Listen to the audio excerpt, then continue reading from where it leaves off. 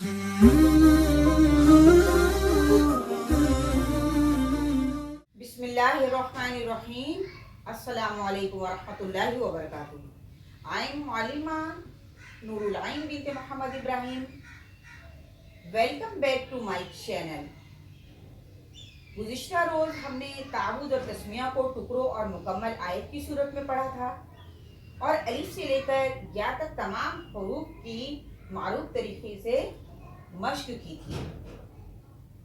और आज मैं आपको लेसन नंबर 2 तख्ती नंबर 1 मुफ्रिदात पढ़ाने का तरीका और सबक का मकसद बताऊंगी। अब आप सवाल कर सकते हैं कि तख्ती नंबर 1 को दोबारा पढ़ाने की क्या ज़रूरत है या क्या मकासिद हैं।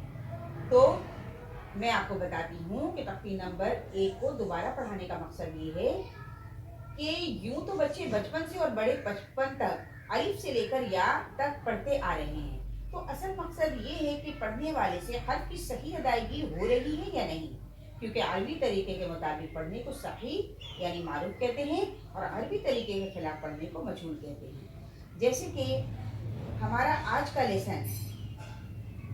का लेसन भी इस बात से मुतालिक है कि हुरूफ की प्रोनंसिएशन के वक्त जो मिस्टेक होती है उनको ठीक किया जाए और मजहूल अदायगी के बजाय मारूफ अदायगी हो। तो आइए आज ये देख लेते हैं कि मारूफ और मजहूल किस तरह से पढ़े जाते हैं।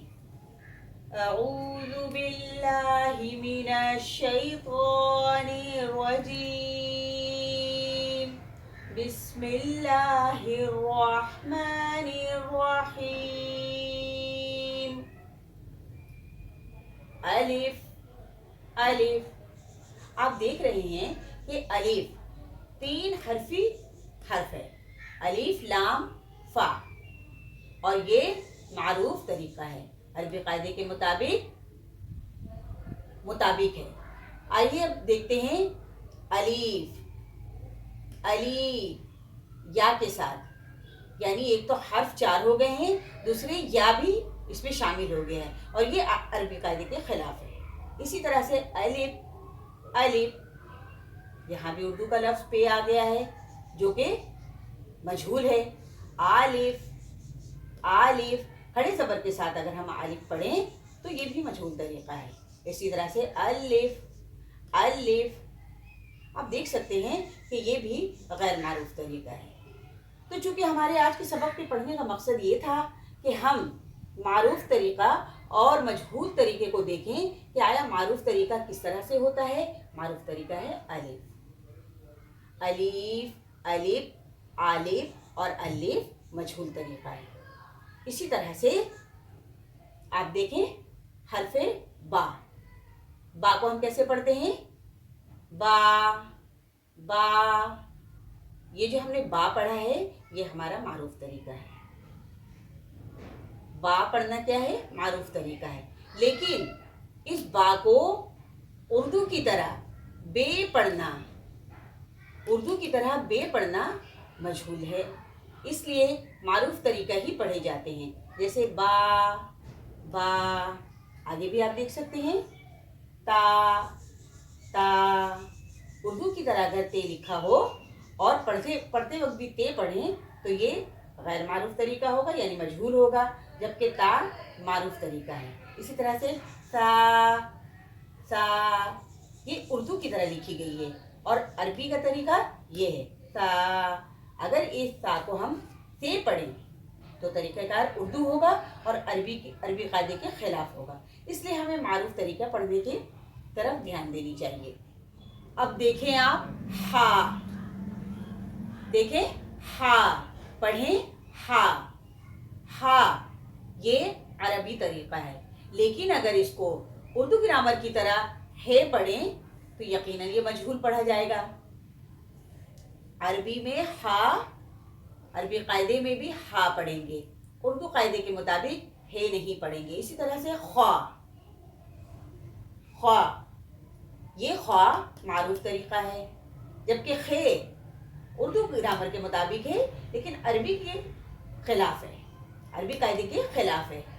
अब पढ़े रवा, ये बिल्कुल सही और मारूफ है, जबकि रे اردو گرامر کے مطابق ہے لیکن عربی قاعدے کے خلاف ہے. زا زا. اب دیکھیں زا کو اگر ہم زے پڑھیں تو یہ بھی مجہول ہوگا. اسی طرح سے قو معروف ہے، جبکہ تم زوم اس طرح سے پڑھنا مجہول ہے. تو اس لیے او زو ہم کیسے پڑھیں گے؟ او وہ. اگر اس کے علاوہ تو زو پڑھی گئی تو یہ مجہول طریقہ ہوگا. اسی طرح سے عین آپ دیکھ سکتے ہیں، عین یہ بالکل معروف طریقہ ہے. لیکن اگر عین کی جگہ عین پڑھی جائے، عین عین پڑھی جائے تو یہ مجہول ہے. عین یہ بالکل صحیح اور معروف طریقہ ہے. غین غین عربی قاعدے کے غین کو یہی معروف طریقہ ہے پڑھنے کا. اور اگر ہم غین کے بجائے غین پڑھیں غین تو یہ مجہول ہوگا. آخر میں تھوڑی توضیح پیش کرتی ہوں کہ عربی کلام میں ایک ہی یا ہے. یائے صغیرہ یا یائے کبیرہ یہ عجم کا طریقہ ہے، لہذا قاعدہ اور قرآن میں معروف یا ہی پڑھی جاتی ہے اور مجہول یا نہیں پڑھی جاتی. آئی ہوپ اب آپ لوگوں میں اتنی استعداد ہو گئی ہوگی کہ آپ مفرد حروف کو صحیح طریقے سے ادا کر سکیں. انشاءاللہ تعالی کل ہم نقطوں کے بارے میں پڑھیں گے. انشاءاللہ تعالیٰ آپ لوگوں سے اگلی ویڈیو میں ملاقات ہوگی. میری پوری کوشش ہے کہ ایک دم سلو طریقے اور ہر ٹاپک کے خلاصے کے ساتھ آپ لوگوں کو تجوید سکھاؤں. اگر ویڈیو پسند آئی ہو تو اس کو اور لوگوں کے ساتھ بھی شیئر کریں اور کامنٹس میں اپنا فیڈ بیک ضرور دیں. کلاس کے اختتام کی دعا پڑھ لیتے ہیں. سبحانک اللہم وبحمدک اشہد ان لا الہ الا انت استغفرک واتوب الیک.